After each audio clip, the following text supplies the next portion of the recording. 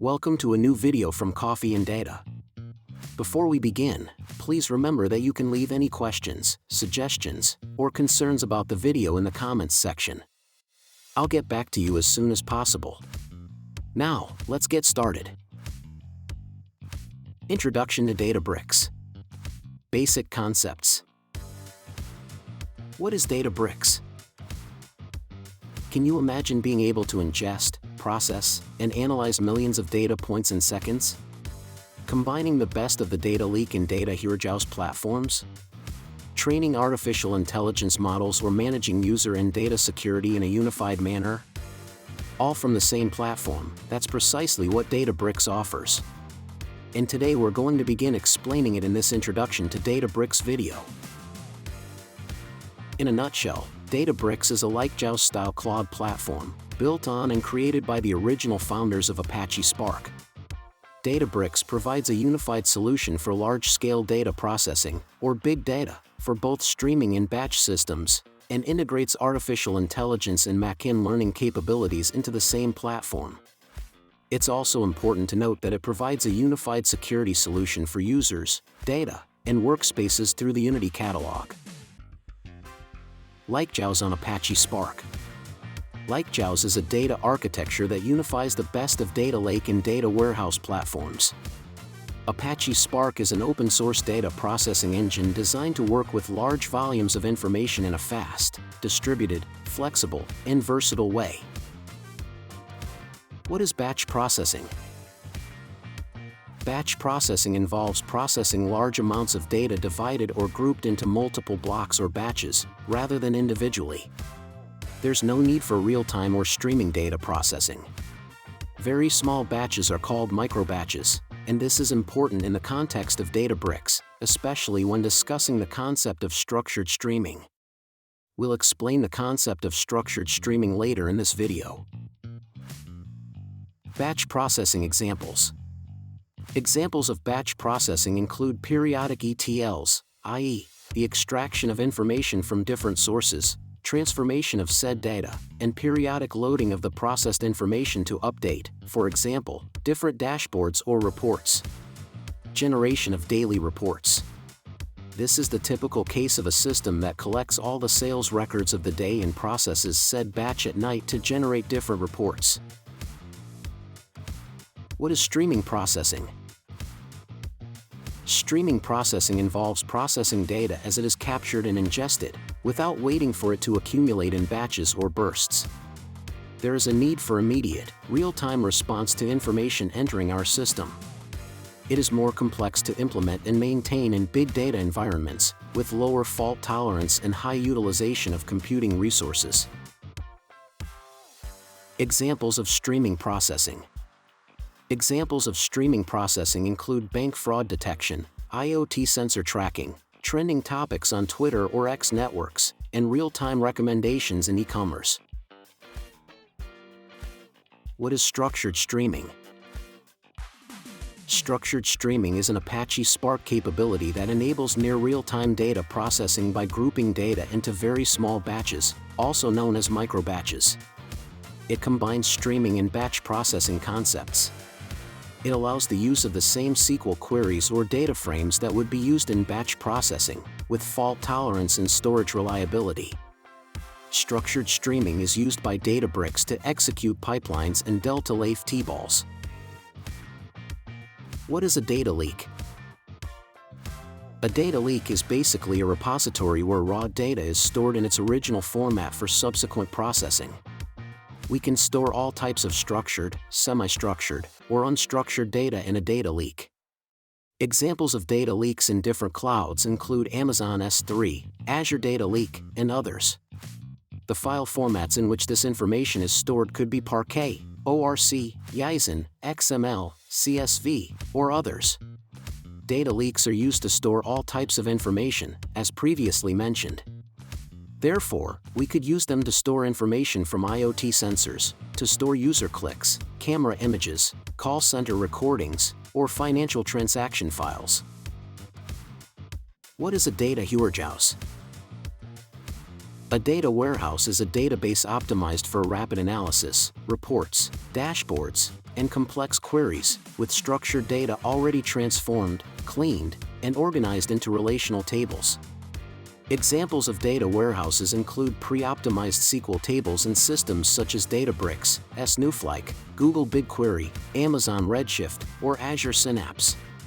All of this data, already stored in data warehouses, can be further exploited using platforms such as Power BI AI, Tableau, or Qlik. In the traditional or classic model, companies typically had, first, a data lake to store original and diverse data, which is good for big data ingestion and machine learning processing, but very slow for rapid analysis. Second, a data warehouse for rapid analysis based on structured and clean data obtained by running typical ETL processes. The main problems with this classic model were the use or duplication of different information systems and the complexity of moving data from one system to another, causing delays, duplication, or additional costs. What is a lakehouse? A lakehouse is a data architecture that combines the best of data lakes and data warehouses into a single platform. Databricks is one of the best examples of a lakehouse. Databricks uses the data lakes of major clouds as its primary data storage platform, Amazon S3, Azure Data Lake Storage, or Google Cloud Storage. Additionally, Databricks provides an integrated data warehouse environment known as Databricks SQL. Additional capabilities. Databricks provides the following additional capabilities beyond integrating data lake and data warehouse systems on the same platform. First, Delta Lake. Delta Lake is an open-source storage layer on top of the data lake to improve reliability, security, and performance. Unity Catalog is the auditing and security system across environments, data, and users. All of this is unified. Machine learning and artificial intelligence in the same environment for notebooks, SQL Yobs, and APIS. EMLflow for model lifecycle control. SQL warehouse as high-performance SQL execution engines. Yorkflows for pipeline orchestration. What is Delta Lake? Delta Lake is an open-source storage layer that sits on top of a data lake to provide capabilities that a traditional data lake lacks, such as ACID transactions, schema management, and version control.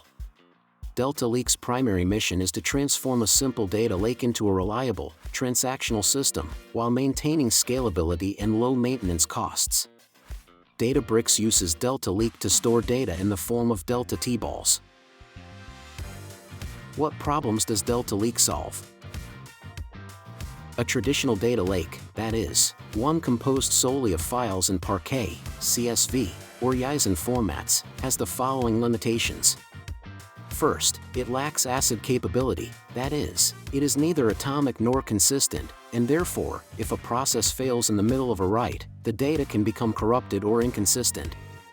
There is no version control, nor do we have rollback facilities. Updating or performing AppSert operations on different records is complicated.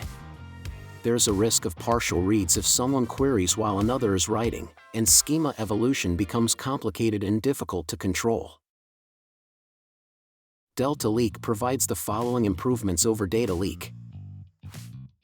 First, ACID transactions, that is, transactions with atomicity, consistency, durability, and isolation capabilities. Schema enforcement, that is, prevents data from being written with a schema different from the one expected or allows for controlled evolution of said schema. It provides time travel capabilities, that is, we can query the data in a Delta table either at a specific point in time or in a specific version of said table. Delta Lake also makes AppSert and delete operations much more efficient, including merge clauses. Finally, Delta Lake provides file optimization through compaction, making the maintenance costs of these files in the data lake much cheaper. What is Apache Spark? Apache Spark is an open-source data processing engine designed to work with large volumes of data in a distributed, fast, flexible, and versatile way.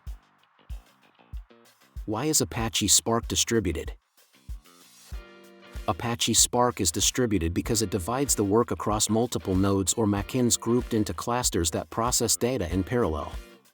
Apache Spark divides the data into partitions, sends each partition to different nodes in the cluster, executes the same operations in parallel on each partition, and combines the results to obtain the final output. Apache Spark follows a master worker model. In the master worker model, there is a single master node or machine, also known as driver, that coordinates the execution of the different workloads, scheduling tasks, and distributing them. There can also be a single worker node or multiple worker nodes that execute tasks on the different data partitions. Why is Apache Spark fast? Apache Spark is very fast because, as explained above, it operates in a distributed manner and, in addition, each node uses RAM to avoid constant disk access, unlike other systems such as JAD MapReduce. Why is Apache Spark flexible? Apache Spark is flexible because it supports multiple languages such as Python, Scala, Java, and R. It also supports PySpark, the Python API for Apache Spark. PySpark allows us to utilize the full distributed processing power of Apache Spark by writing code in Python instead of Scala or Java, which are Apache Spark's native languages. Why is Apache Spark versatile?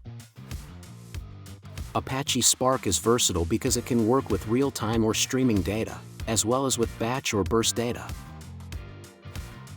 In upcoming episodes of Introduction to Databricks, we'll cover workspaces, accounts, clusters, catalogs, workflows, jobs, pipelines, Databricks SQL, and Unity Catalog. Thank you so much for watching this video. If you found it interesting, don't forget to click the like button or the bell to subscribe. If you have any questions or need any clarification, please use the comments section below the video. I'll get back to you as soon as possible. See you soon in the next video.